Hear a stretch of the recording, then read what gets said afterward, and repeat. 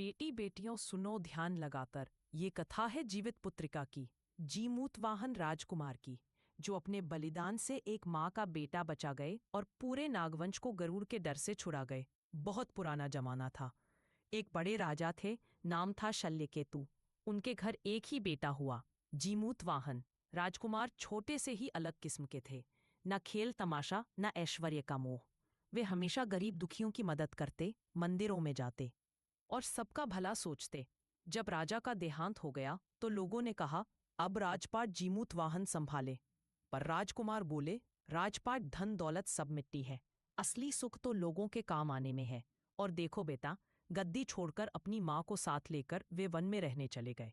उधर समुद्र किनारे नागवंश रहता था, लेकिन उन नागों पर एक बड़ा संकट था। भगवान विष्णु का वाहन गरुड़ रोज एक नाग को पकड़कर खा जाता था। नागों ने डरकर तय किया, हर रोज हम एक नाग को खुद भेज देंगे गरुड़ के पास, ताकि बाकी नाग चैन से रहें। अब सोचो बहन, हर घर की माँ रोज रोती थी कि कहीं बारी मेरे लाल की ना आ जाए। एक दिन जीमूतवाहन टहलते टहलते समुद्र किनारे पहुंच गए। वहां उन्होंने एक बूढ़ी नागिन को जमीन पर बैठा रोते हुए देखा। राजकुमार ने पूछा, माँ क्यों रो रही हो? कौन सा दुख तुम्हें खाए जा रहा है? वो नागमाता बोली, बाबू, आज मेरा इकलौता बेटा गरुड़ के भोजन के लिए समर्पित कर दिया गया है। आज उसका जीवन समाप्त हो जाएगा। सोच सोच के मेरा कलेजा फटा जा रहा है। जीमूतवाहन का हृदय पसीज गया।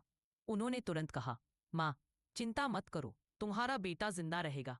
उसकी जगह मैं गरुड़ को अपना जीवन दे दूंगा।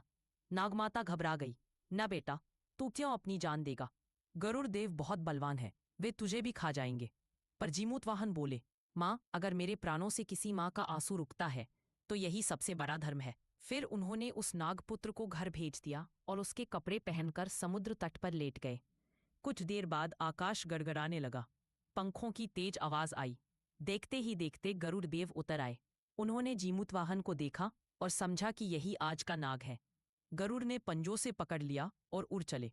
गरुड़ ने देखा कि यह नाग रो नहीं रहा, न डर रहा है, उल्टे शांत है, जैसे कोई साधु। गरुड़ ने पूछा, अरे नाग, तू रोता क्यों नहीं? तुझे मौत का डर नहीं लगता?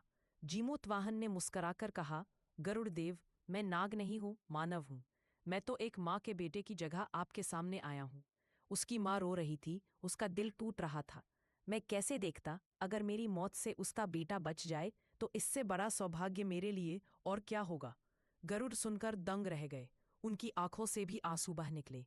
गरुड़ ने कहा, हे महात्मन, आज तक मैंने असंख्य नाग खाए, लेकिन तुम्हारे त्याग ने मेरा हृदय बदल दिया। अब से मैं किसी नाग को नहीं खाऊंगा, मैं सबको मुक्त करता हूँ। इतना कहकर गरुड़ ने जीमूतवाहन को बड़े सम्मान से नीचे उतारा और प्रणाम किया। ये खबर नागलोक पहुंची तो वहां ढोल नगाड़े बज उठे, माताएं झूमने लगीं। सब बोले, आज जीमूतवाहन ने हमारी संतान को बचाया, ये देवता से भी बढ़कर है। जीमूतवाहन की माँ भी गर्व से बोली, बेटा, आज तूने सच्चा धर्म निभाया है, माँ तेरे त्याग पर निछावर है। उस दिन से ही यह व्रत शुरू हुआ। माताएं जीमूतवाहन की कथा सुनकर व्रत रखती हैं और प्रार्थना करती हैं, जैसे उन्होंने एक माँ का, वैसे ही हमारे बेटे भी हर संकट से बचे रहें। तो बेटा बेटियों, ये कथा हमें यही सिखाती है कि सबसे बड़ा धर्म है किसी माँ के आंसू पहुँचना।